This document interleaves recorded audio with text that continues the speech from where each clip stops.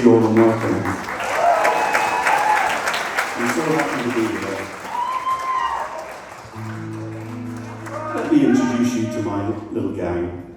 On keyboards and vocals, the loveliest voice you'll ever hear, and the mainstay of the Moody Blues vocal sound for the very best years, Julie Reagan.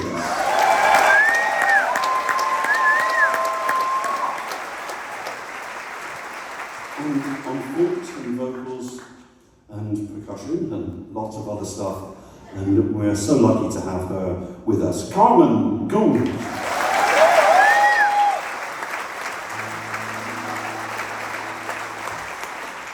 Over here, Mike Dawes, guitar genius, you've met him already.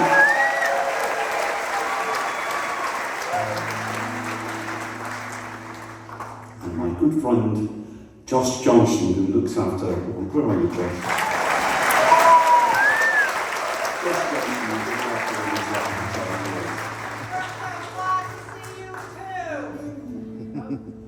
You know, I think that the music of our youth stays with us all of our lives.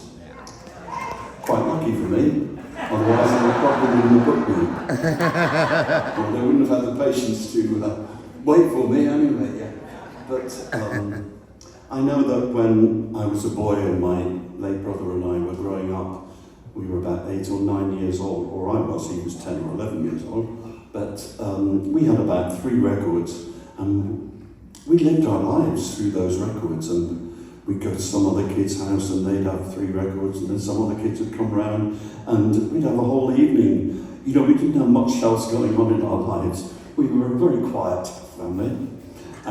But I think, you know, we weren't really interested in TV. I'm not even sure whether we had a TV, but it was school and records and girls for me and my brother. And my brother, he liked Elvis and Bobby Darren, and I liked the Everlys and Buddy Holly.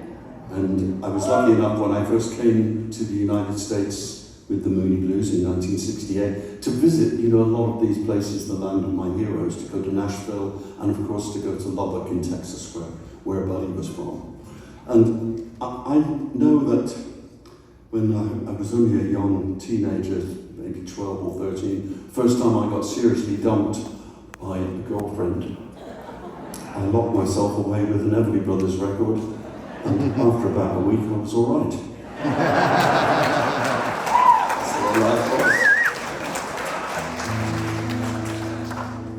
I think a lot of that is in this song, and this is called Living for Love.